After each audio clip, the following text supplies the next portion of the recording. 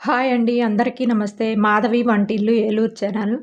గోధుమ పిండితో పాలు లేకుండా హల్వా అండి. 1 కప్పు గోధుమ పిండి, పావు కేజీ బెల్లము, జీడిపప్పు, బాదం పప్పు, కిస్మిస్సు, బెల్లంను తరిగి తీసుకోవాలి.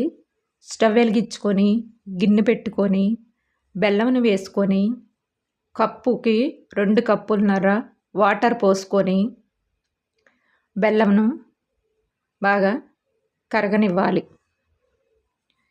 బెల్లము పాకం అవసరం లేదండి. కరిగిన తర్వాత స్టవ్ ఆఫ్ చేసుకోవాలి. స్టవ్ వెలిగించుకొని పాన్ పెట్టుకొని నెయ్యి వేసుకొని జీడిపప్పు, బాదం పప్పు వేసుకొని వేయించుకోవాలి. వేగిన తర్వాత అవి తీసివేసి గోధుమ పిండిను వేసుకొని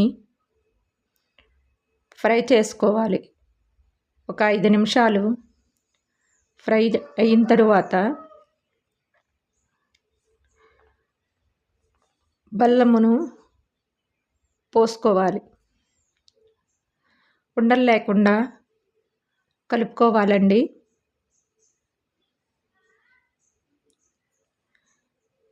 కలుపుకోవాలి. నెయ్యి వేసుకుంటే చాలా టేస్ట్గా ఉంటుంది. కొద్దిగా ఉంటే నేను నెయ్యి వేసాను. మీరు నెయ్యి కొద్దిగా ఎక్కువ వేసుకోండి.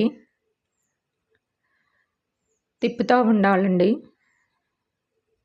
చూడండి, ప్రసాదం రెడీ అయ్యింది.